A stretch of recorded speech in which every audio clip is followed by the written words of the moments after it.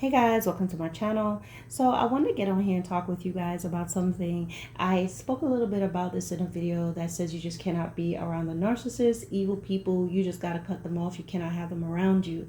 And I gave you the backstory or a little bit of information about how I would stick around in a relationship because I have this hang up about forgiveness. And so that meant I did not want to be an unforgiving, bitter person. There was just something that I just did not want to be that. And that was my downfall. That was my Achilles heel. And I remember just when I was younger, it was just so easy for me to just like cut something off. I'm like, I don't want to be bothered with that. I didn't want to be aggravated. And I'll tell you my background. I am the only girl and have all brothers. And when you grow up in a household with brothers, it's like, it's just different. The way they do stuff is different. There's not a lot of drama going on. My mom's chill, my dad's chill for the most part. When I say for the most part, I mean, he's a Jamaican father, so he's gonna be telling you, hey, you need to do this, you need that, da da da da da. But they're not in my eyes like drama, okay? And in every household you have your ups and downs, highs and lows, but me just being with my brothers, you just grow up a little bit different. So I did not like a bunch of arguing. I don't want to be around it. So, or if you're doing something shady, I realize you're a liar, I'm just leaving. I'm done. And I was really able to do that and just be finished with it. My heart was not broken. And I remember a while back my friends telling me that, I'm too cold. I think they told me that I had to be like 20. And they were like, you're so cold. You need to be more caring. You need to be more give or more understanding. And for some reason when they said I was cold and I'm kind of hard, it struck a nerve in me. It struck a chord. And I was like, oh my gosh, I don't want to be an unforgiving, bitter person. And so I changed the way I did things. And it really brought a lot of heartache. It really brought a lot of situations that I was never supposed to be in. Because I began to think that I needed to be more understanding, more tolerant, more long-suffering. And this just went into not only relationships, but even in some friendships, and even in with me being in a church and the behaviors. Okay, there's a lot of things that I tolerated that I would have never tolerated in all those relationships. Because in the back of my mind, in my makeup, I could really leave and never come back. I'll never go back. I can do that. But I was made to feel like that's a bad thing. I was made to feel that that's like maybe being evil or mean, and I didn't want to be evil. I didn't want to be mean. So I was willing to adjust that. I care for people, but if I see that it's not like, oh, you made a mistake, I'm out. But when this person shows you their true self, that they're dishonest, they're a lie, you catch them in a lie, and I will literally just boom, I'm done. I don't want to be your friend anymore. I'm not mad at you. I just don't want you around me, because I hate having people like that around me, because it takes too much work to have a lying friend, a deceiving friend. It's too much work to have a lying boyfriend around you. You're trying to deal with that. It's too much work to somebody that's, a shady believer. It's just really weird, and it's too much work. I felt it's just too much work to try to be in this relationship. But I was made to feel like that's something wrong with it. Now, my friends weren't being mean to me. They just said it. We was all hanging out, and they just mentioned it. And because they are my friends and we always looked out for each other, I really took it to heart. So I changed that. But I want you to know that there's nothing wrong with being able to say goodbye. There's nothing wrong with closing doors. There's nothing wrong with ending toxic friendships and relationships. There's nothing wrong with getting out of churches that there's a lot of games being played. The church is a place that people can really run rampant with your soul. And the reason why is because people that enter into a church have a genuine hunger and thirst for God. So in their quest to know God, in their quest to know Christ, what happens is they tolerate a lot of things, and they feel like long suffering in the church equates to a closer relationship with God, when in fact what these people do is they'll wound you, and they'll cause a hardening, and they'll break you down so much that you're eventually either gonna just fall under their feet, where they just do whatever to you. But hurt and abuse is going to separate you from God anyway. It's going to bring you to a place where you're trauma bonded and you're codependent and you're hurt and you're angry, and then you're going to end up falling away from God anyway. And so it's okay. You have to understand that it's all right to close doors on people. It's okay to end a relationship and never go back to them, no matter what anybody else is telling you. It's okay to end a relationship and not go back to the person, even though they apologize to you and they telling you whatever. It's okay. Especially, understand, I'm not telling you that you should not forgive a person.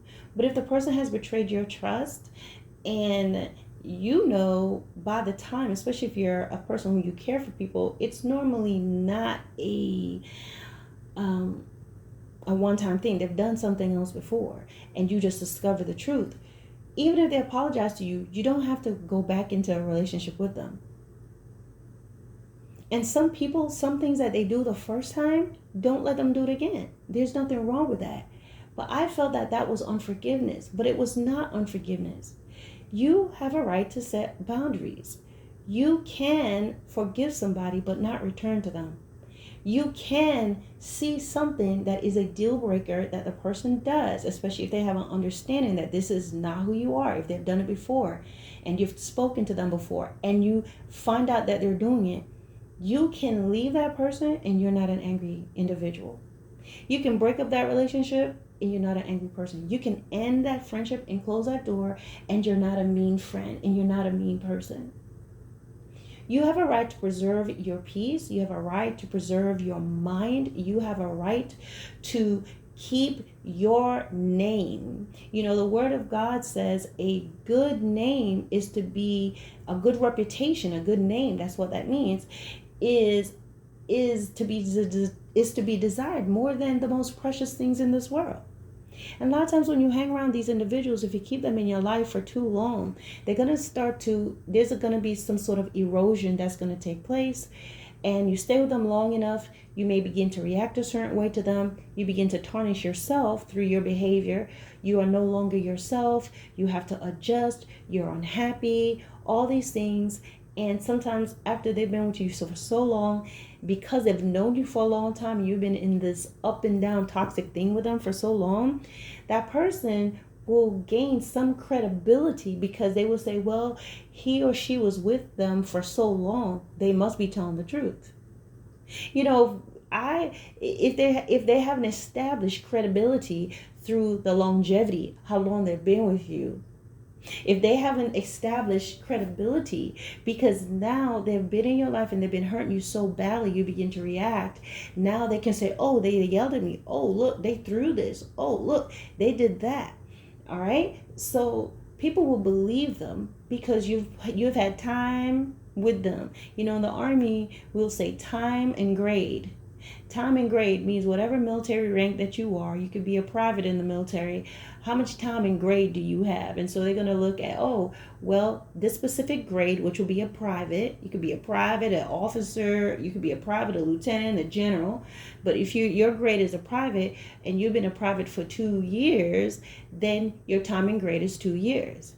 Time in service, TIS, how long have you been in the military service? Well, time and grade is 2 years as a private, and time in service will be about 3 years, okay, or 2 years, or 1 year. So sometimes based on your time in grade and time in service with this individual that is toxic, then people will begin to say, oh, well, this toxic person, they're not going to see them as toxic. They're going to say, well, they must be telling the truth. They've been together this long. Look what's going on with her. Look how they reacted. Oh, they got arrested. Let me tell you, there are people that will do things to you and they will call the cops on you. And I always tell you this, the minute a person who is toxic and who has been hurting you and has been doing you wrong threaten you or threaten to call the police or call the police, that should be the first and last time they ever do something like that to you, and you leave. And if they threaten to call the cops, don't wait for them to do it in that relationship, because now they're taking their wickedness to the next level. So let me get back to what I was saying. Now, I speak in practical terms, but I'm also a believer in the Lord, and so I'll speak in spiritual terms. It's very important that you safeguard yourself. The Bible says that you must guard your heart with all diligence, for out of it flows the issues of life. The Bible also tells you hope deferred makes the heart sick. That's a proverb. Hope deferred, that means you have hope that something's going to happen, but it always seems to elude you. It's far from you. The person said, I'm going to change. That's hope. Deferred, they don't change. Hope, I'm sorry. The person says, I'm sorry. Now you have hope. They show you that they're not sorry. It's deferred again. And what does it do? It makes the heart sick. And so when you're trying to stick around with people who are not good friends, who is not a good boyfriend, girlfriend, good partner, good husband, wife, you are risking something to yourself, okay? Where because the person continues to hurt you, where they do so much, it becomes like rottenness to the bones, their words, okay? Where the word of God says death and life is in the power of the tongue, and those who love it shall eat the fruit thereof. That's in Proverbs 18:21. So when you're around a person who's speaking evil and you're allowing them to pour into you and say these things, in addition, they keep making promises and breaking it. They lie to you. They're doing these different things. That's hope deferred. It's making your heart sick. It becomes a rottenness to your bones. You're going to change. And no matter how much of a strong person you are, no matter how educated you are, no matter how mild-tempered you are, no matter how mild-mannered you are, this person, if you keep them in your life, they're going to change you. So for me, I knew that I could leave. I knew that I had that ability, but somehow I was in this loophole with them of toxicity. And so certain things happen. I stayed longer than I should because I was busy, stuck in, I need to forgive, I need to be understanding. And that became my Achilles heel, where I tolerated and I put up with things that in my head, I'll be asking myself, how in the world did I get here? How did I get to this place? You know, you may ask yourself, how do I get to this place as a man where you're arguing with other men about your girl, about your wife? How did I get to this place as a woman where you are getting into shouting matches and arguing and texting back and forth with some woman that your husband partner is messing with and claiming not to be?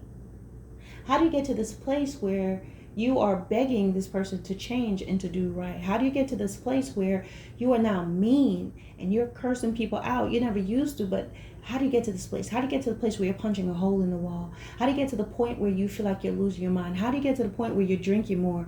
How do you get to the point where you're so angry that you're just going out and partying, or you're cheating back on them? You're doing what they did to you. You're playing this game where you're so miserable, but you're learning now how to ignore them the way that they're ignoring you. How do you learn how to be nasty and evil? Because you keep this person in your life. That's what happens. And no matter how strong you are, sometimes you find yourself staying with somebody because the negative things that they've been saying to you all these years, you begin to believe it even though you're denying it.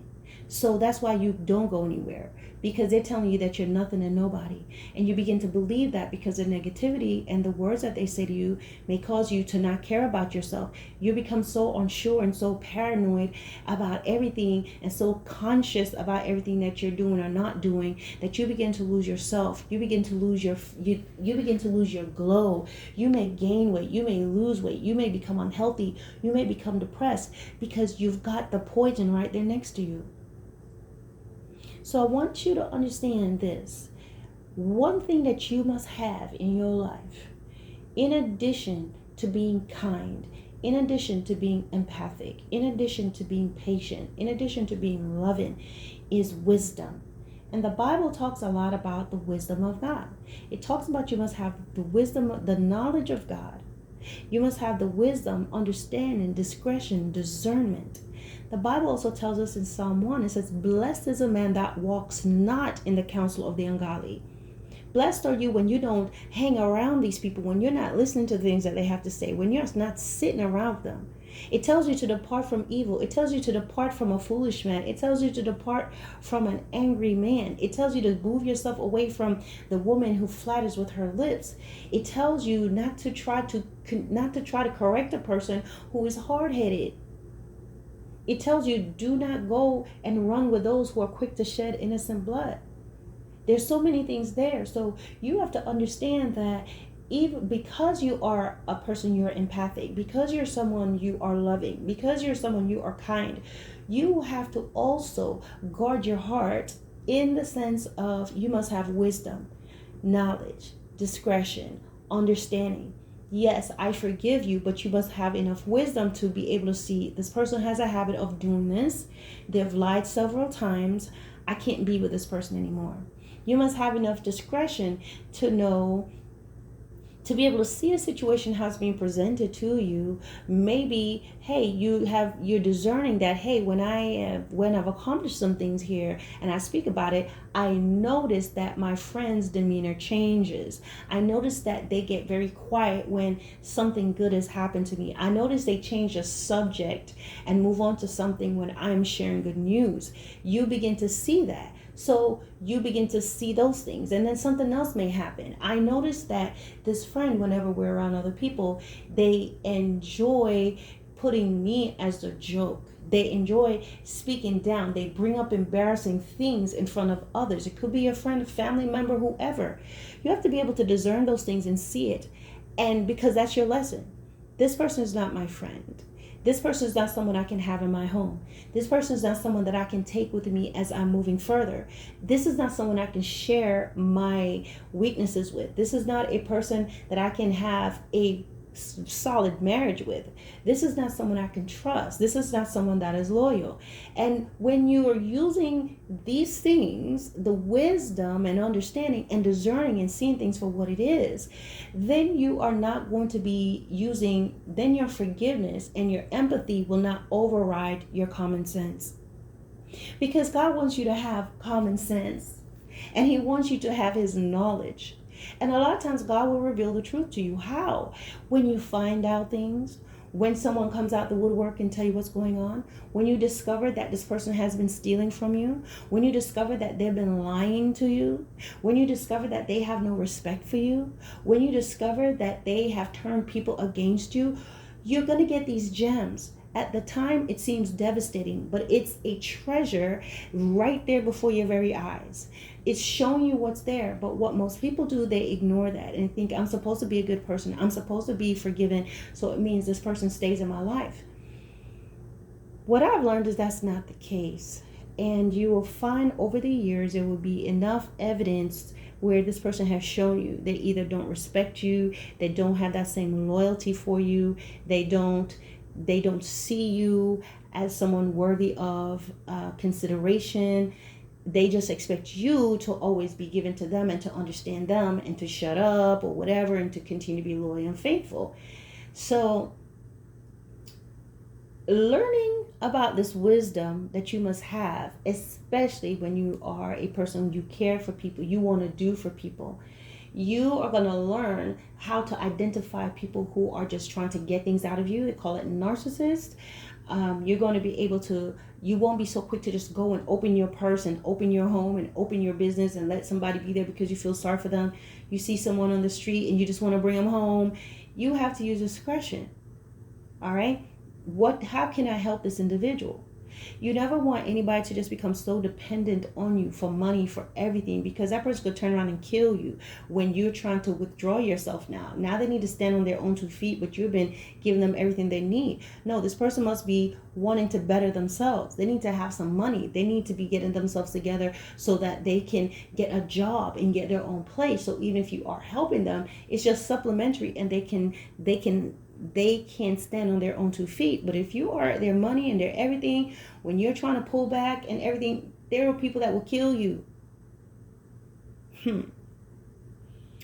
So as I was saying, guys, you have to learn those lessons. Walk away from individuals that are this way, close that door, and know that there is absolutely nothing wrong with it. Now, when you set the standard for yourself in your life, you have to realize that you're not going to have a lot of people, a lot of friends around you, because there are a lot way more narcissistic, selfish, demonically charged people than there are those who are really about being kind and about reciprocating and being faithful and loyal. That's the reality. It's like you're in zombie land. But except for, I remember growing up and seeing the show called Night of the Living Dead. And then they came up with a show called The Walking Dead. And you can identify these individuals because they look ragged, right? I mean, they got to get bitten first by another zombie, and then they begin to look. Their clothes are raggedy, their flesh is rotting. But you have a lot of people who are, in fact, the Walking Dead that looks very normal. They look very healthy. They're very beautiful. They're preaching in the churches. They're doing things. They're helping little kids. They're helping the poor. But their character is shot. All right. So that's one of the ways. And so the way you're going to know them, as the Bible talks about in Matthew 7, it says, Jesus said, by their fruit, you're going to know them, by what they do. And people can make mistakes, right? But what they do consistently, habitually, is their character. A person that's consistently inconsistent, that's who they are. All right? I said this before, sometimes you're dealing with a person, especially with people who are sneaky and just slippery. They'll be doing all these things and you can't find any concrete evidence of anything that they're doing. I would say you don't need concrete evidence. I don't need concrete evidence. Your consistent inconsistencies is the evidence I need. I don't need to know exactly what you're doing. I don't need to know exactly why you were not able to be reached. I don't need to know exactly why the situation keeps coming up. A person that's consistently inconsistent, that is all the answer you need. So when you make that decision that you're not going to be, when you make a decision to safeguard yourself in discerning, and as I said, not as soon as someone messes up, but you pick up on those patterns, you're going to find that your circle is going to be very small because there are not a lot of people who are very genuine. You're going to find that your pickings for dating or whatever is going to be very slim to none, because a lot of people have an agenda, and it's going to be disheartening. And this is why some people may be tempted to lower their standard, be more understanding, just jump on in and hope for the best. But there are people who have standards. There are men and women who are not trying to get over, but a lot of these gems are hidden. And so for me, as a believer in the Lord, I just pray to God to guide my life in whatever direction He wants it. I personally, I'm good. I'm fine. The Bible speaks about a peace that passes all understanding, to being filled to your cup overflows. That's where I'm at. So my priorities and the things that I'm doing, I'm not in a situation where I'm just, I need somebody. But whatever God desires, He's going to bring it. He's going to bring you. Everything in your life is ordained by God. But if you're unbelieving, you don't believe that, then I can understand why you may want to say, I got to go out there and do something. But you always got to ask yourself, how has that been working out for you? You know what I mean? So I think I want to end the video about here to just say your circle will be smaller when you are in a place to recognize this behavior. Because a lot of people are selfish. There are a lot of people that's walking around that's just selfish, that's very self-entitled, that they're being nice to you because they want to get something out of you. They're trying to pretend to be a certain way so that they can get their hooks in you. And you'll find that friends that are truly happy for you and celebrate you, they're rare. So then when these individuals are brought into your life that are genuine, you hold on to them and you treat them well, and then you both can pour into each other's lives. And also, you want to be able to be in a position where you want to pour into other people's lives, and not necessarily you're looking for a mate, you're looking for this.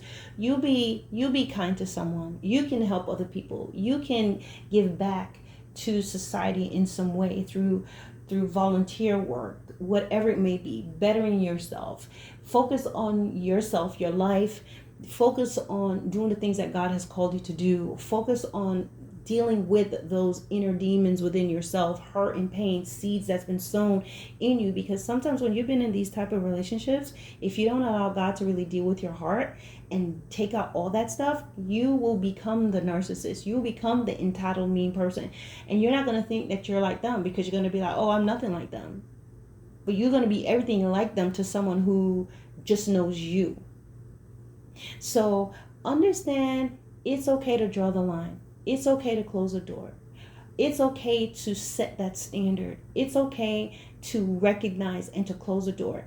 You can still forgive. You can go through the process of forgiveness, but forgiveness does not mean reconciled friendships. Forgiveness does not always mean reconciled relationship.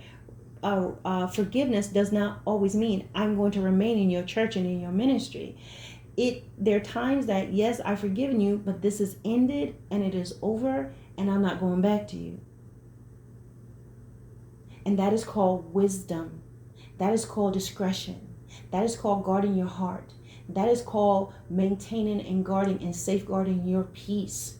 It is called preserving your lineage. Some of you may have toxic family members and you have children. You're preserving your lineage. You're keeping your children from all the drama. You're keeping your children from broken promises. You're keeping your children from arguments. You're keeping your children from the cycle of now we're speaking, now you're speaking with a family, now they're not speaking with you, or you have to allow yourself to be disrespected. You're saving your children from witnessing arguments and fights. You're saving your children from being in a part of the on and off relationships, because if not, they will be infiltrated and they will think that these behaviors are normal. So for the silence and maybe you're not as involved in things as you used to be, you're not as involved in the family things as you used to be, you have to think it's worth my lineage. It's worth their peace. They don't know drama. They don't know arguments. They don't know malice. They don't know strife. They don't know disrespect.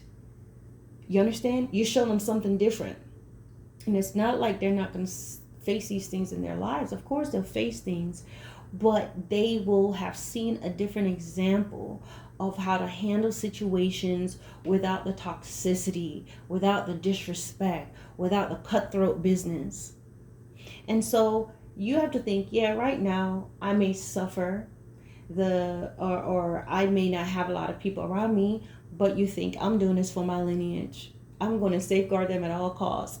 Some of us, we know we will go to jail for our children. We will take a bullet for our children. So for this, I could take not having too many people around me for the sake of them. And that's how you think. I can do this for my children today, because your children are going to grow up and they're going to have their children, and then you'll be able to enjoy the fruit of their spoils and their labors and their seed, and they will not know what it's like to have drama going consistently. You think of your lineage. If you're looking at a man or a woman that they're disrespectful, they're lying, you don't want to have that person on your bank account. If this person lies about where they're at, you don't want this person. They will lie and tell you, they will lie about where the money went. They'll lie about other things. You don't want to have a child with this type of man or a child with this type of woman. And maybe you already do, but you're still in a position where you can safeguard and set boundaries even when you have a child. So understand that your circle will grow very small, but be okay with that. Because one of the things I will tell you as a believer in the Lord is that He will give you perfect peace. He will keep you and He will guide you. And you have to go beyond what's comfortable to you. Get out, go do something, explore the world. Even if you don't have a lot of money, whatever you can do, even if it's taking walks. If all you can do is take a walk, if all you can do is go and buy yourself one of those little slushy things from the Circle K or whatever equivalent will be for a little local shop where they have a gas station and a little shop. You get that, you walk, get your slushy and walk, take a walk, sit and enjoy your slushy on your patio. Whatever it is, there's something you can do. You like to color? Go color. Enjoy yourself. Take a vacation for those that can take a vacation. Those that you can book a room at a hotel and just order a nice, order whatever, order some food and enjoy yourself and go down to the pool or take a walk, go to a beach, rent a little bungalow for the weekend with your family. Do these things and enjoy yourself, so that that person that's been in your life don't leave a seed that now it births in you and you carry to full term, and you're handicapped in your new relationships because this person still has a hold on you.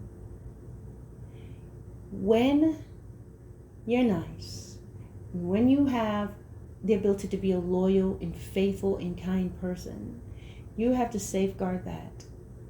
Loving and being forgiven, giving, does not mean that you stay with someone or allow somebody in your life who is a living hell. And closing the doors on them does not make you a bad person. Shutting the doors does not make you a bad individual. Refusing to go back to them is not a bad thing. Choosing to separate yourself from toxic ministries and saying no does not mean that you're out of the will of God.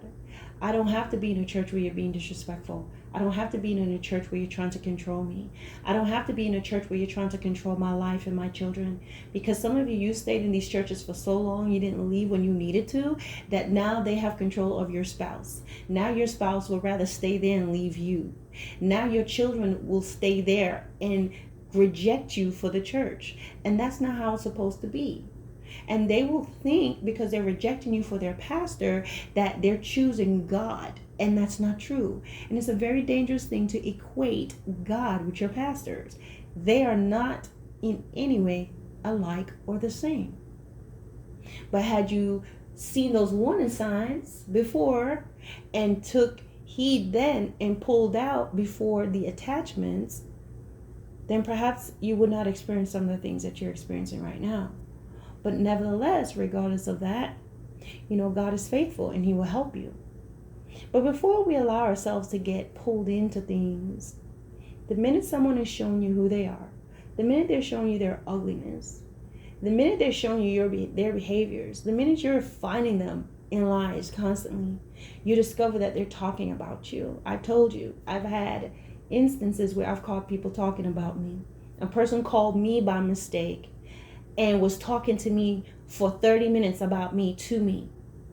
And she was just someone, she was like the chatty type, like when she talks, she could literally talk the whole time without you going, She can talk the entire time. And that's how she was. So she called me and I said, hello. And she was just talking about me to me. She thought she was calling another one of our friends. And she was talking about me. I've had opportunities where people have sent me the wrong text, talking about me to somebody else. I've had people send me the wrong text, sending sweet nothings or sweet words and calling someone by a nickname that was not my name. And I was with them. So all of us, we get a little drop of revelation. But the bottom line is, what are you going to do with it? Don't let your forgiveness be your downfall. Don't let your kindness be your downfall. Don't let your empathy be your downfall.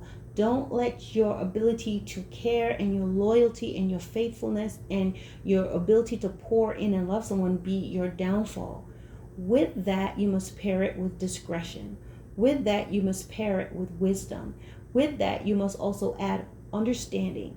With that, you must also have knowledge. And that's looking at what's before you, and you're going to be able to pull everything together and figure out what this person is. Don't allow your own desperation. Don't allow your own concerns. Don't allow, I'm getting old, I'd rather be with this person no matter what. Because when you do that, you're sounding like a death sentence, emotionally, spiritually, and sometimes it can even be physically, depending on who you're dealing with. Don't think that that person is going to change. Sometimes they're doing the things that they're doing and they're sticking with you because they don't have another plan yet. And sometimes they're with you because of what you can give to them. They want a loyal man, a loyal woman, a faithful man, a faithful woman. They want a nice friend, a faithful friend. They want a loyal and faithful patron in their church congregant. They want that because they see that they can get what they can get out of you, disrespect you, talk down to you, all of that, and you're still going to be bringing your money into the church. You're still going to be that friend that's going to be there for them while they walk all over you. You're still going to be that faithful spouse no matter how much they make you cry.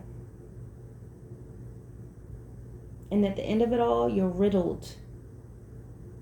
You don't even recognize yourself.